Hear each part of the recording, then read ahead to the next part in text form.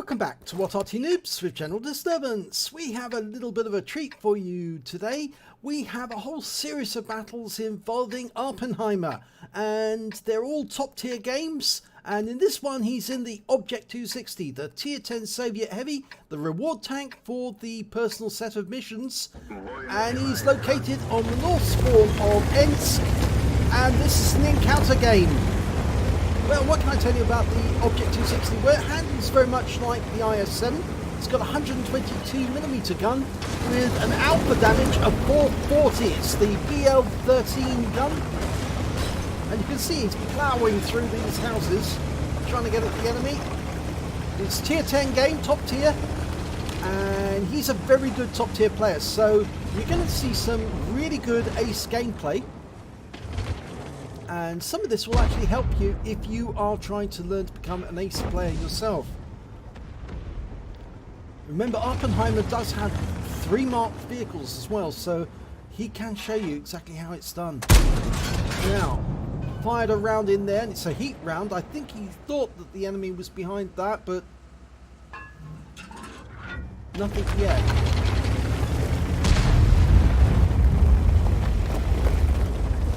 The heat rounds, the premium rounds, are very expensive. Oh, there is a GWE and a T110E3, and I think he just took out, or rather the GWE 100 was killed by our batch at 155.58, but he did get a hit into the GWE for 441 before it was killed.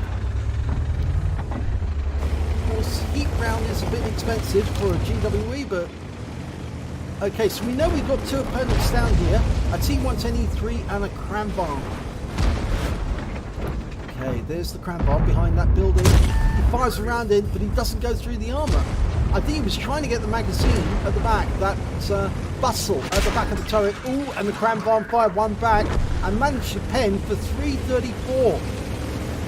Going around the corner to get the E3, and he's got him by the rear. Oh, this is very bad for the E3. And we've got a T110E5 alongside us, and he just took a round there from the Gorilla, and another round in, that's a high roll, 483, and the T110E5 takes the kill. Okay, they're 3 tanks up at the moment on the enemy, and I think the next target's that cram bomb. There he is, down there, past the wreck of that Centurion. And there's an Object 140 just further down the railway tracks, and he's rear rolling to us. Yep, 459, that's a high roll. Gonna put another one in. The reload time is 9 seconds, so you do have quite a long time to wait for the next round in. And the 140's moved because he knows he's vulnerable. So now we're going to attack a mouse and that cram bomb. There's the mouse going for the weak spot, doesn't go in. He's angled it well there to prevent the rounds going through. And even though the shells will normalise, they weren't normalised enough if that angle's kept. So he's trying to side straight and puts one straight through the side of the front of the turret, but takes a round for 481 in return. So that wasn't a fair exchange. Trying to do it again. This time it works, 410, but it's a low roll, and he bounces around from the mouse. I think he could go through the side of the vehicle at that point, but goes to the same spot again. Works, 416. Looks like our Arty have repositioned and they're helping us out. And we take a round in the tracks off from the mouse. Fire one in for 518. That looked like it went through the front track as well and tracked him. Okay, we're reloading. Go for the weak spot in the lower plate. Yes, gets it. 387. It's a very low roll though. I think one more shot on the mouse and he's dead. Yep, got him. Now, Object 277, except of course he's looking directly in this direction, so yeah, in fact actually he's looking at the 277 now, so we can pop out and put a round into it. Oh, we took a round into our fuel tank. Cram bomb hit us again, and the 277 put one into our tracks, and he's backing around the corner because he knows we're dangerous. A 260 is a very dangerous tank, akin to, as I said, to an IS-7. It has got a weak spot in terms of the cupola, so you can take these 260s down, but yeah, you really don't want to mess with them. That cram bomb's having a bit of fun though. Is he going to go through in front of you? Yes, he does. Side on. Takes a round for 410. And now we're on to the 277. He's a one shot. We're ramming him up against the wall. And, yep, he's out the game as well. Now, where is that cram bomb? We've got some payback for you, Sunshine. Okay, we've got a Super Conqueror up there with 2 marks on his barrel. That will be a nice kill. He is a Unicum. But he's pulled back. The enemy's clawed back the losses that they'd suffered earlier on. They're only 1 tank up. We're only 1 tank up at the moment. The Cranbarn's gone a long way around, and he's actually almost at the front of the enemy vanguard, and they've now equalised the score. So our group is going to have to try and move quick to get back into contention. Oh, we just lost the Centurion to their Super Conqueror. And it's going to be difficult to push that wreck out the way, so we're going to have to go around and come through the other entrance. Now, where's that Cranbarn? He's actually in that housing block. We've got a Jaeger there by the side, and a round goes into him, takes him out of the game. So that's our 3rd kill. Got a Super Conqueror, but he's looking at us at the moment. Or at least there was an FB4005 up there as well. Oh, he's just been killed. Okay, so we're now scores still even. So we're side scraping, going for the Super Conqueror, gets a round in, and we bounced the round in return. 5,500 damage so far. Going to go for that Super Conqueror again? Well, nothing exposed. We're going to have to go into that little cul-de-sac, or that little square, and the scores are still even. We've got a TVP on very low hit points on the other side.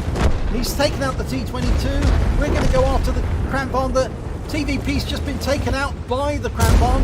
We put a round into the Super Conqueror. 448, that's a high roll. The Super Conqueror is a 2-shot. The Cranbarn's a 2-shot as well.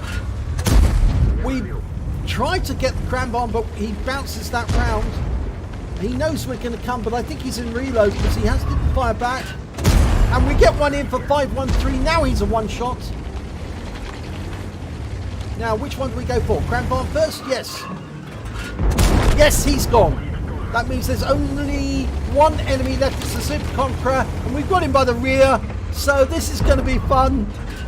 Yes! That wins the game. 379. And that's 7.1k damage. Very good game. Let's have a look at the end of battle stats. It's an ace tanker for Awppenheimer in the Object 260. He also picked up a fighter badge for getting at least 4 kills. He got 5. A duelist for taking down 2 tanks who did damage to him during the battle. And I think the Cranbarn, the Mouse, and any number of the enemy actually count in that sense. He also got a 5 for effect for doing more damage than the hit points to his own vehicle, and a bruise medal for getting at least 5 critical hits. He got 7. But best of all, he picked up the high caliber. He did the most damage in the battle overall, and that's reflected in the win 8 for the battle, which was 9278. Very high score, but then again, it was very good play up against tier 10 opponents, and he really showed them what he can do. Let's have a look at the team scores. Top of the table, 7,140 hit points of damage. The nearest score to him was the Super Conqueror on the enemy team, 4952, and then he's got the T22 medium who managed to get 3883 on the enemy team. When it came to kills, again, he's top of the table. He managed to get 5. The next highest scorers with 3 each. And when it came to base XP, clean sweep, top of the table, 1,369 base experience points. Next highest score was the Object 277 on his team with 1,009, and he was the only other survivor of the battle. So let's have a look at detail. Well, he fired 23 rounds of 122mm ammunition during that game. He got 22 direct hits, so good accuracy, 19 penetrations. In fact, the only round he missed was the one right at the start where he fired that heat round and it didn't do anything at all. I think that might have been an accidental fire, actually, more than anything. Maybe a negligent discharge, you might say. Because really he does tend to hit what he aims at, and so I think he was just exercising his trigger finger at that moment. He did damage of 7,140 hit points, and all of it was closer than 300 meters. He received 7 hits from the enemy. 3 of them were penetrations, which shows that you can get through the armor on the 260, but 4 of them were non-penetrations, and most of those were when he was side scraping and he induced the enemy to shoot into his tracks, and of course it was just absorbed the round. He blocked damage of 890 hit points. He spotted one enemy vehicle, I think that was the GWE. He damaged 8 of the enemy, killed 5 of them, and did damage assistance for 151 hit points. On the credit side, on a premium account, he earned 87,279 credits, got 18,329 for completing the mission and events, so his total came to 105,608 credits. But after repair and ammunition and consumables, and he did spend a lot of premium ammunition, a lot of heat ammo in this game, but you need it to get through some of the armor. You just won't get through without that premium ammo. He actually ended up with a loss of 11,583 credits overall. He also received 2 bonds for getting the the high caliber rather, and 20 bonds for the battle because it was a tier 10 battle. He earned 2,053 XP, got 1,458 for completing the mission, and 103 XP because it's a premium vehicle, the top of the personal missions. And he also took home 3,614 experience points altogether. So that's how you carry in the Object 260 and get an ace tanker. He got 1/3 of the enemy team he took out, but he certainly did take the point in terms of going after them in the field, chasing them around the corner and heading up, going after them through the city. And you can see this is actually quite a good tank, and it's well worth working your way through the personal missions to get it. But you really do need to take a lot of advice from players like Awppenheimer by watching their videos, because then they'll show you how you can actually nail the enemies when you've got a top tier tank like this. It does mean using a lot of special ammo, as Wargaming is now calling it, but we'll call it premium. It does mean it, because if you're not going to penetrate through some of the weak points unless you use those premium rounds, it's going to be very, very difficult for you to win with just standard rounds. But it was a very profitable rounds, profitable in terms of XP and in bonds. Not so profitable when it came to credits because, of course, all the premium ammo. But there you go. You can't make an omelette unless you break eggs. So if you enjoyed that replay, please give it a like and do subscribe to our channel. And hopefully it'll be your replay that I'll be featuring in the next video. Or it might be one of Awppenheimer's again.